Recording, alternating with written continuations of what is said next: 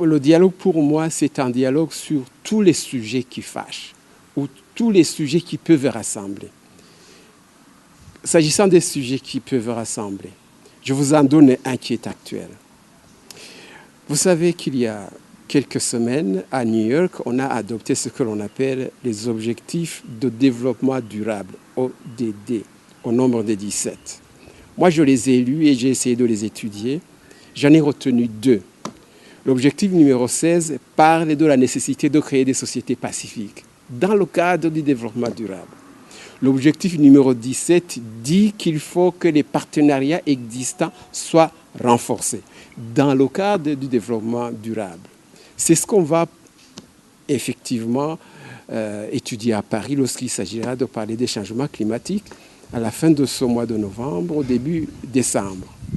Moi, j'ai l'impression que si nous avions une intelligence avisée qui est féconde dans les idées, on peut déjà commencer à débattre de ce genre de thème dans le cadre du développement durable, peut-être pour éviter les sujets qui divisent rapidement sur le partage des postes, sur le retour à la transition, etc., etc.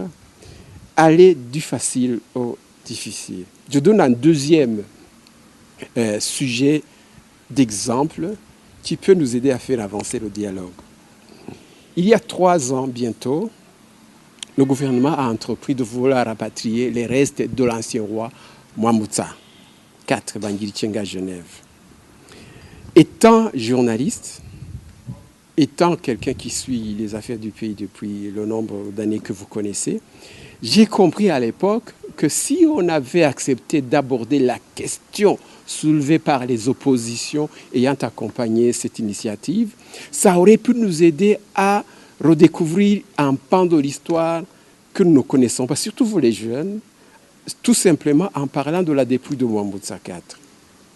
Si vous avez du temps, visitez la toile, Internet, et vous allez découvrir un document datant du 10 juillet 1972. Mwambutsa donnait une interview à 2 journalistes, et cette interview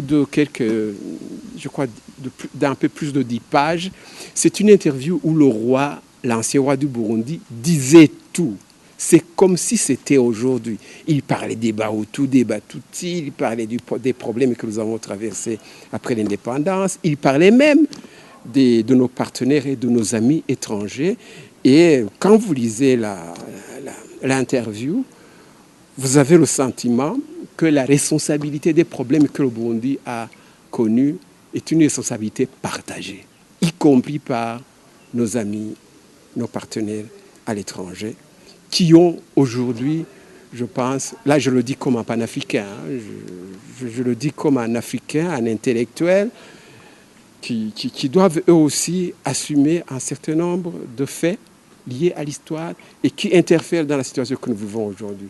J'ai dit que je ne veux pas voir des bons dans un côté et des mauvais dans un autre. Mais si, lors d'un dialogue novateur sur des sujets comme celui-là, la dépouille de Mwambutsa par exemple, les gens acceptaient de discuter de tout, vous seriez surpris de voir comment certains tabous tombent rien qu'en discutant de ça.